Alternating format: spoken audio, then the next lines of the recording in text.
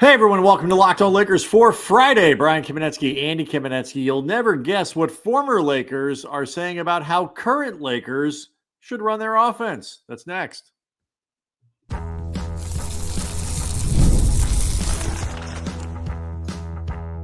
You are Locked On Lakers, your daily Los Angeles Lakers podcast, part of the Locked On Podcast Network, your team every day.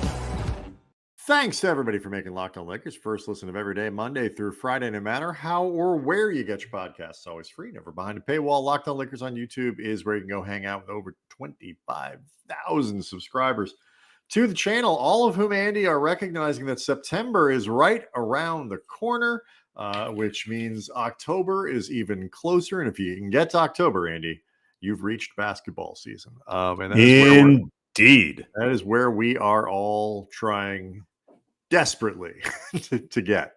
Do want to let everybody know that today's episode is brought to you by FanDuel, now through September 22nd, the aforementioned almost here September. All FanDuel customers can bet $5 and get a 3-week free trial of NFL Sunday Ticket from YouTube and YouTube TVs. Visit FanDuel.com/lockedon to get started. So how the Lakers approach this season, how JJ Redick approaches this season is, I think we're all waiting to see what happens when training camp comes around, 80. But it wouldn't be the offseason if Lakers legends weren't weighing in on how the team ought to operate and what their stars should be doing.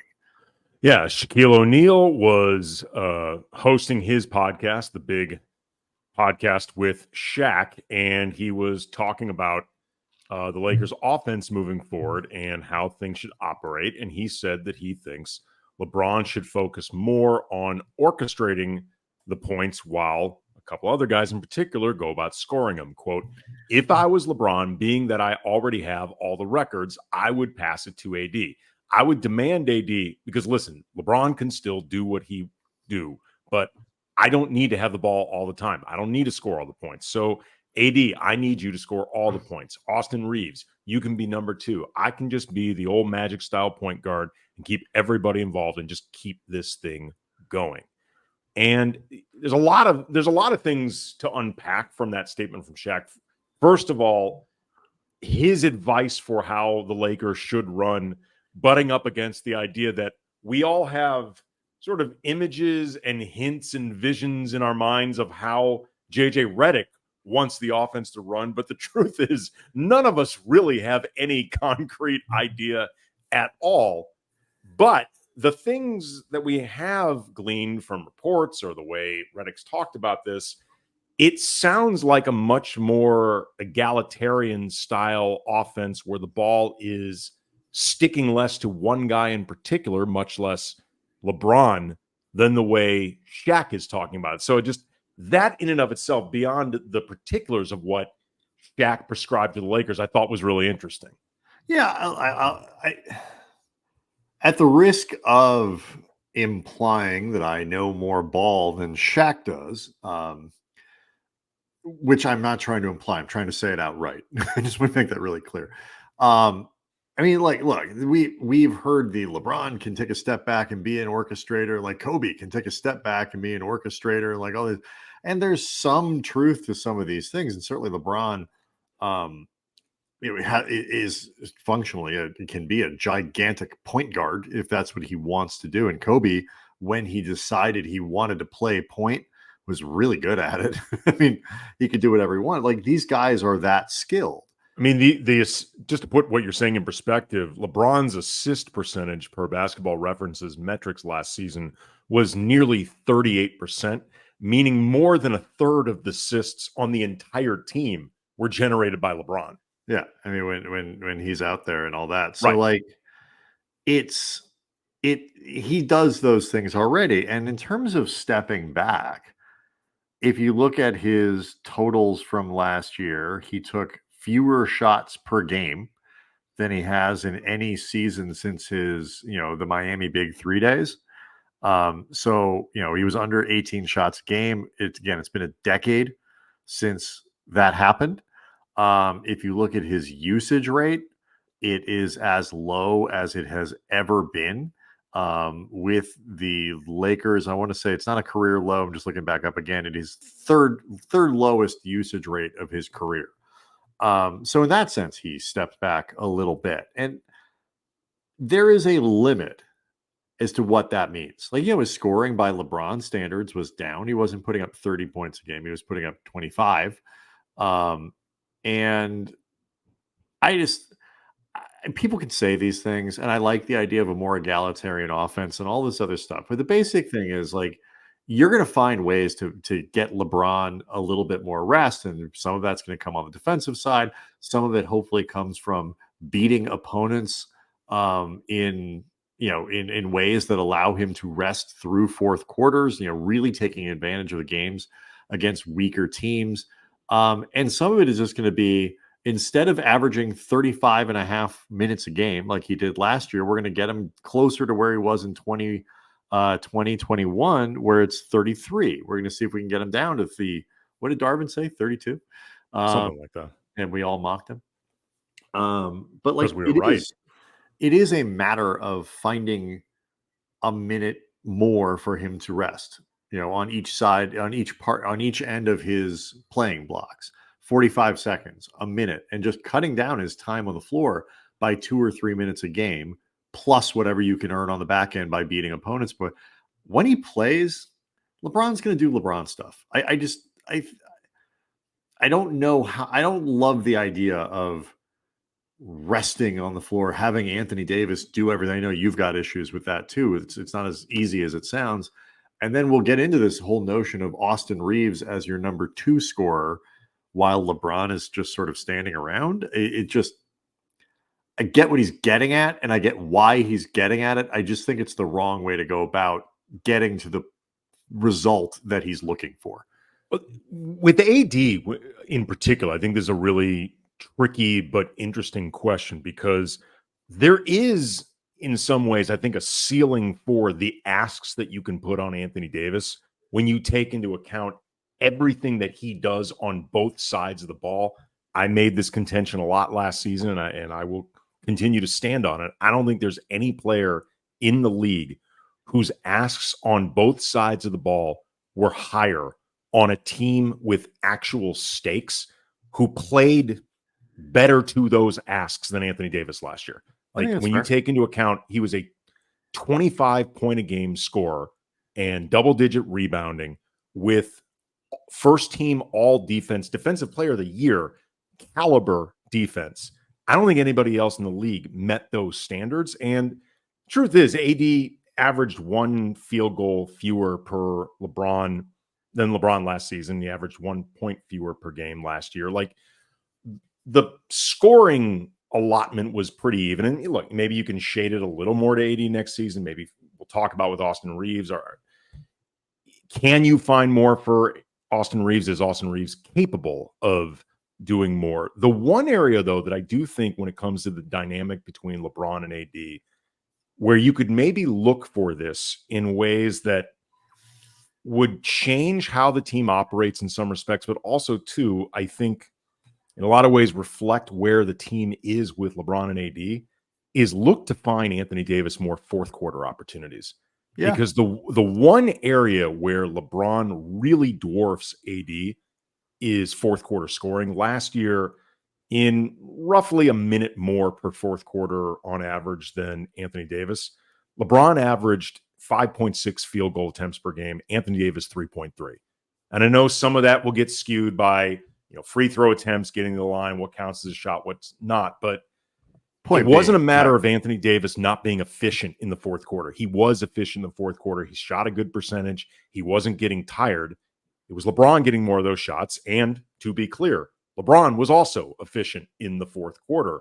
But just in terms of the way I think you kind of want the team moving forward, with Anthony Davis having more opportunities to close things out, so it doesn't always feel, even psychologically, like it's on LeBron to do this stuff. Yeah. I think that could be an interesting place to look for it. There is one other thing that I think that's just kind of blindingly clear about the problem with what Shaq is proposing here. It's not just Shaq. I've heard this from other people in other places. It's a sort of a next step in a little bit of what you're describing, Andy. We'll get to it next.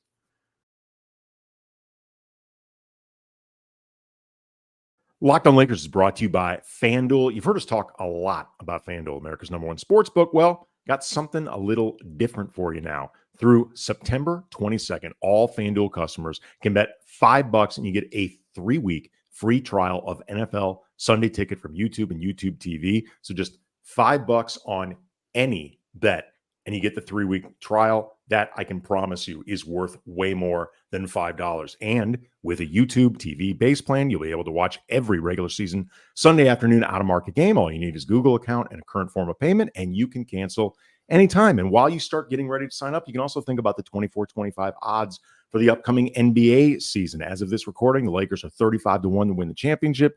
Anthony Davis, 150-1 for MVP. LeBron, 200-1. And Dalton Connect, 10-1 for Rookie of the Year. Visit FanDuel.com/lockedon to download America's #1 sportsbook.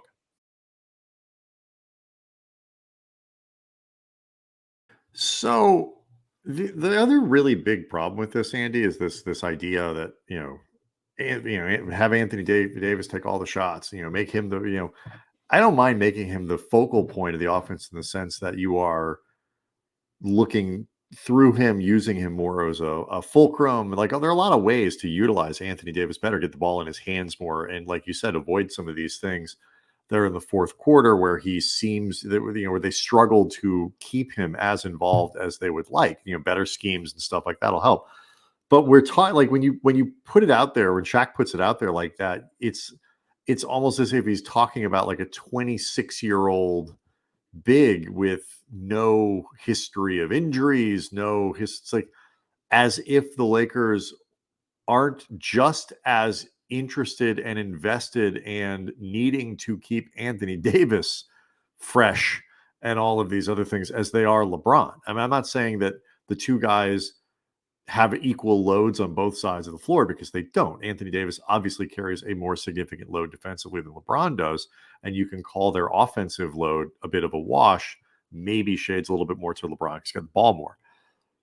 But like, I don't want to do stuff that loads up extra on AD. Like, I don't want that to be a strategy that the Lakers have, because overall volume is not something I want to add to his plate.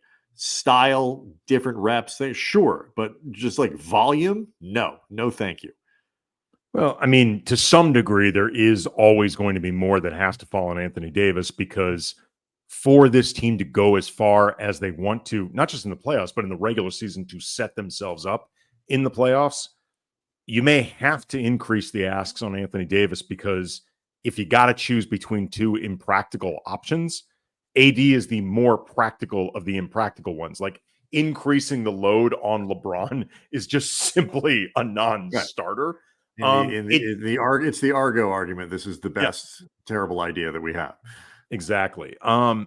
It does, though, get into the, I guess, option C, which is finding other guys around Anthony Davis and LeBron that can potentially handle more of a load. And Shaq specifically cited Austin Reaves to become the number 2 option on this team from a scoring perspective, which is interesting because Austin Reaves has yet to be, or certainly was not last season, the 3rd scorer on the Lakers. And there's also that question of whether or not he's actually even capable of being a night in, night out 3rd option on a championship level team.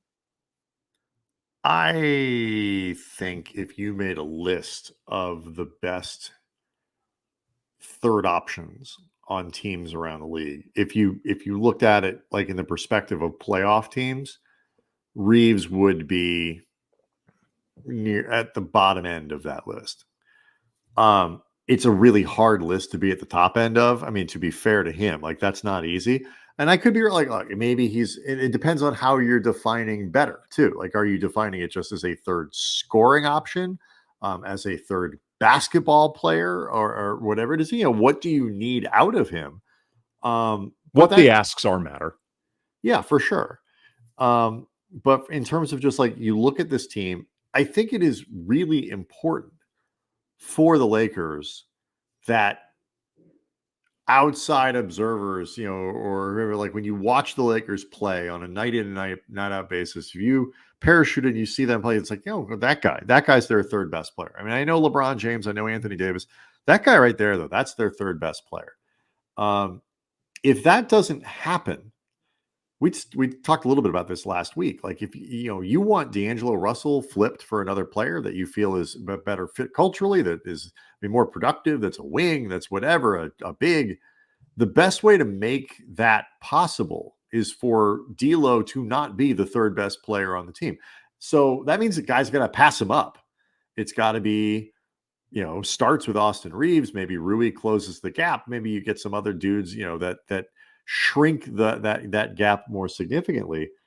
I don't think Reaves is there yet. I don't know. I think he can become the third best player on this team, third best player on a championship caliber team. I don't know. Again, it depends on how you're defining it, but I do know that however you define it, he needs to be one more step better than what he is now, which is very good. But the third best guy on a championship caliber team is a guy that when you say, usually you can be like, I could see him maybe making an all-star team or something like that. And like, I don't think Reaves is that guy. Well, no. I'll take it a step further. Usually that third guy is somebody that's not, I can see them making an all-star team. It's, I think they are an all-star. I consider them an all-star caliber player, whether they make the team or not. I consider them at that tier. Yeah. Okay. Because after a while, there's only so many spaces available, and it is one big popularity contest. So you know what? Let's just do this. Let's just do this like in real time, and we'll keep talking about whatever comes after this at the segment. Just look at the Western Conference. Who's the best player on the Thunder is Shea. Second best player is Chet. Who's the third best player? Jalen Williams. Jalen Williams better than Austin Reaves? They're probably comparable, but the rest of Oklahoma City is so much better than the Lakers. It's an irrelevant question. Right. They're comparable, but at the same time, I've also heard a lot of people who analyze the NBA saying Jalen Williams needs to pick up his game in order to be a proper third option on a true contender. Third, the Nuggets. I'm just going in order of finish. Aaron Gordon. Or Jamal Murray, depending on how you see that. Austin Reaves not as good as either one of those guys. It's that's not a debate. Even a slumpy Jamal Murray. It's not. I would agree. Timberwolves. It's very difficult to compare. They're a weird bunch, right? Right. Well, it's difficult to compare Rudy Gobert and Austin Reaves. Like that. That's a very. In what sense? Why is that hard? Proposition. I mean.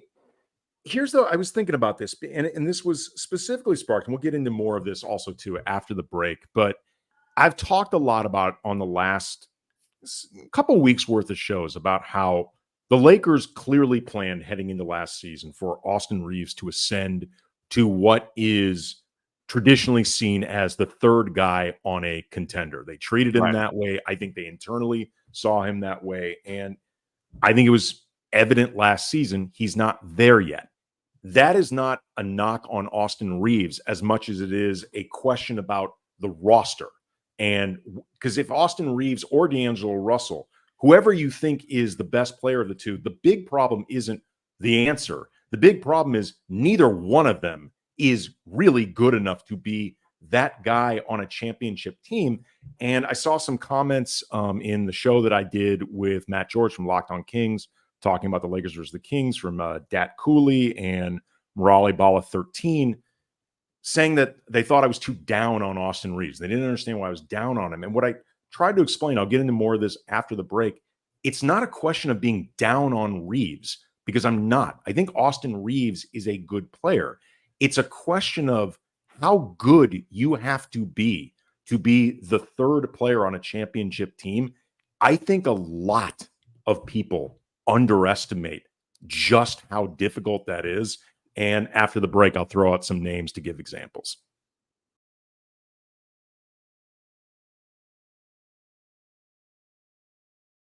Okay, so when you think about some of the recent third options on a championship team and remove guys like Ray Allen or Chris Bosh, Klay Thompson or Draymond, whoever you think was the third best option on the Splash Brother Warriors era, because some of those guys are, forget just Hall of Famers. You're talking about like top 75 guys. Like, forget that level of third guy. Think about Drew Holiday on either the Bucks or Celtics championship team, Aaron Gordon, who we just talked about, Kyle Lowry in Toronto, Lamar Odom with the Lakers. Austin Reaves isn't as good as any of those guys. Like, he isn't. And the reason he's not as good as those guys isn't because Austin Reaves isn't good. Austin Reaves is good.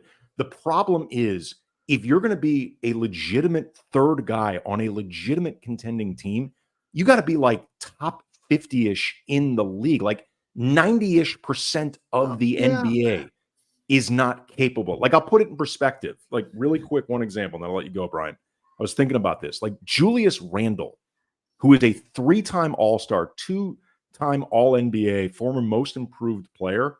Like, I personally think he could be the third guy on a title team. I also know that there will be people who would disagree with me. But either way, Julius Randle is better than Austin Reaves. And if you can't even say with full confidence, like the consensus, that Randle would be good enough to do that, it speaks to just how good.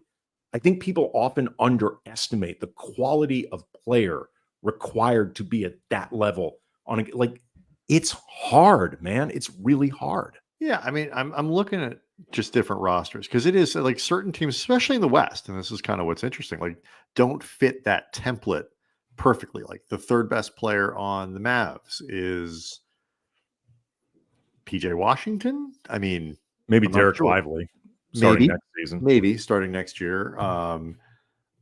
It's hard to say. The third best player on the Clippers, we don't know who it is, which is part of the reason people think the Clippers are going to. Well, they're not a contender, right? They're not a contender, and so period. You're some of these other teams, like a third best player. If you think the Kings are ready to bounce back or something, get back to the top half of the conference, they're not. I happen to agree with you. Like DeMar DeRozan, is DeMar DeRozan better than Austin Reaves? Probably, I think so.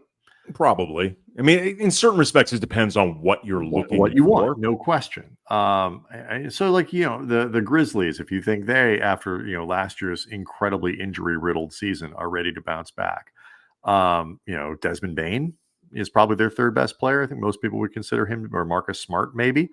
But like the other side of that, it's like you're not the Celtics that have like 14 really amazing players. We're like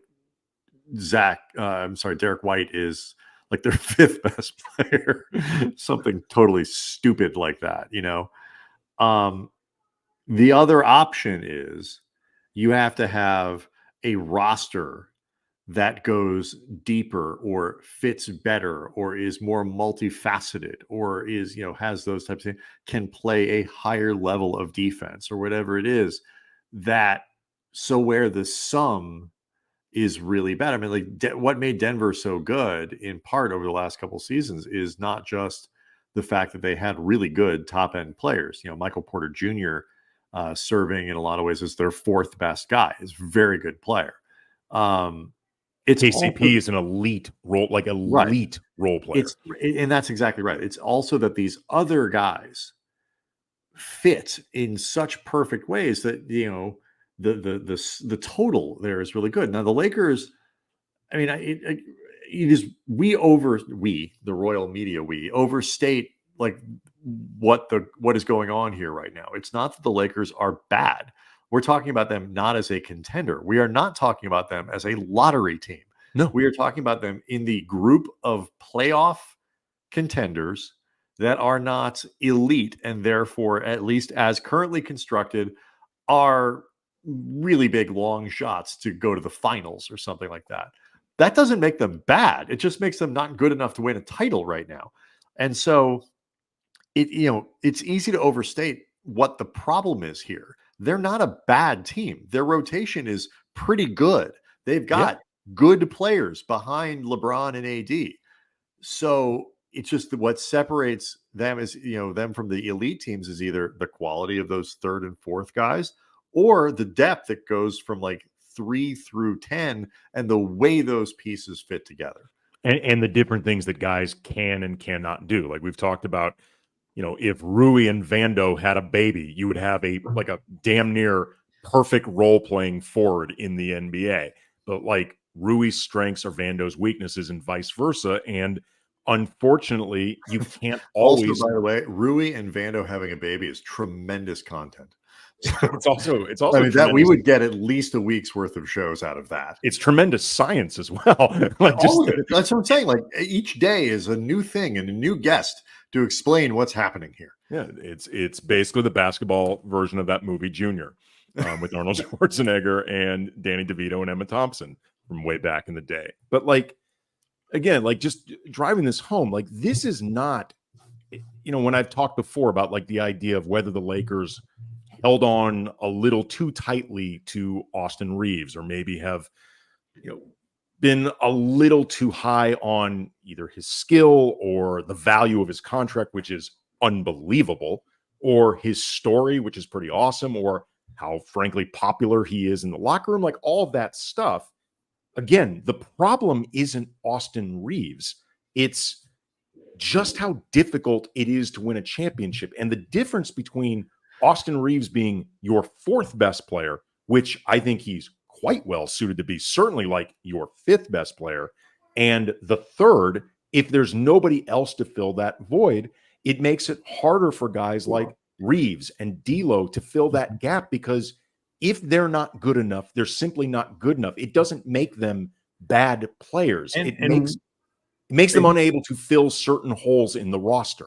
And what do you ask? I know we touched on this in the first segment, but I just think I keep going back to is what are you asking your third best player to do? Do you need him to be your third best scorer? Do you need him to be a lockdown defender? And like, I think, certainly on the international stage, Gobert didn't work out in the Olympics and all that, but like he's been an impactful player on the defensive side of the ball. And like, he keeps winning awards and things like that. Even if you think he maybe shouldn't, he's still winning them. Like he's still like good.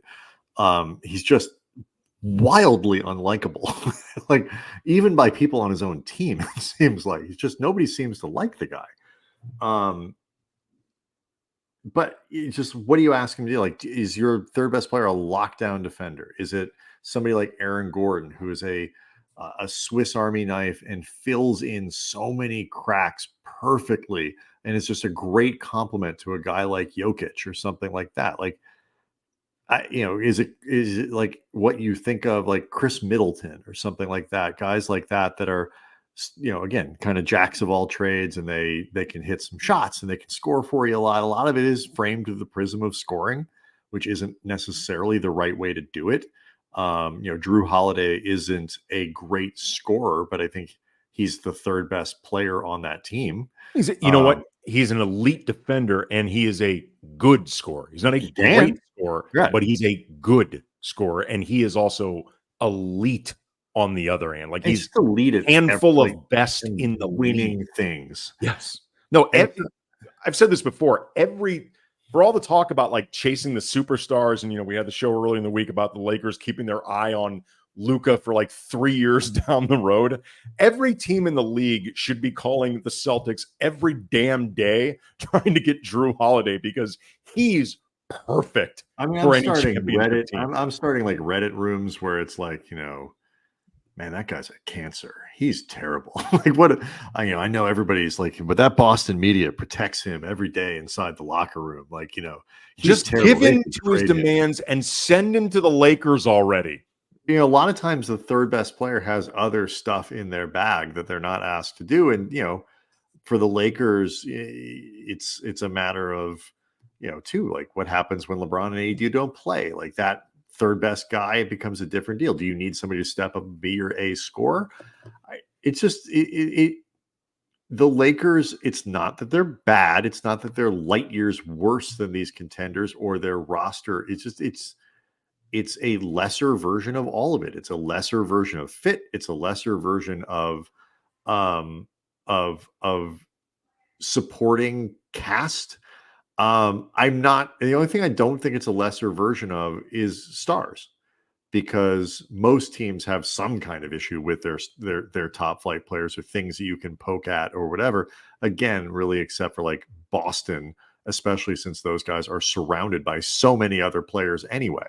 Speaking of Boston, really quick, for those unaware, old friend Lonnie Walker the fourth signed an E10 contract for Boston per Sham Sharani of The Athletic. An Exhibit 10 deal for Lonnie Walker, meaning the contract is non-guaranteed. Walker will join the Celtics for training camp, but could be waived if he joins their G League affiliate in Maine. He's owed a bonus, and the contract could also be converted to a two-way deal.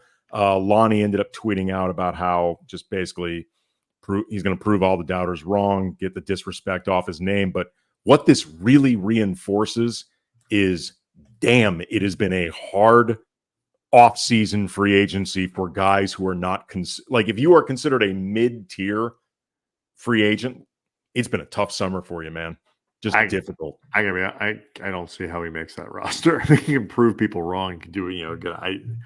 Those guys are so stacked, and I don't know where you fit him in. Here's the thing about it. I mean, I saw a couple of people complaining about like, I just can't even get Lonnie Walker back. It's like, okay, I don't think Lonnie would sign here. There's no opportunity for him. That's right. I'm like, I loved the Lonnie Walker story, and it was great. He came in, he played, and he seemed like a really good guy, and all of that. But like, he's kind of fringy. Like, he can come in and score for you, which is a skill, but it's also the skill that's easiest to find among NBA caliber players. And he's not a good defender. It's a fairly one-dimensional guy from that standpoint. And I'm not trying to bag on him or like say he's not a good basketballer. Obviously is, but Lonnie Walker is not making a difference on this team. That is not the kind of player they want. Like you say, I don't know where or how he even plays if guys are healthy. And so, you can't get like, the criticism should be limited to players that actually would matter. And I just don't see that as one. We did not get to what Bronny is allowed to call LeBron. We'll try to maybe get back to that on Monday. It's the first weekend, like full weekend of college football, right? So everybody can enjoy that. Go check out some Locked On college football shows after you, of course, listen to us. So make one of those guys your second listen of every day. Of course, also the Locked On NBA podcast, all of these things where you find your podcasts, and you can search for these. You don't have to search, just go to the show description. Locked On Everything, your team every day. We will see everyone on a Monday.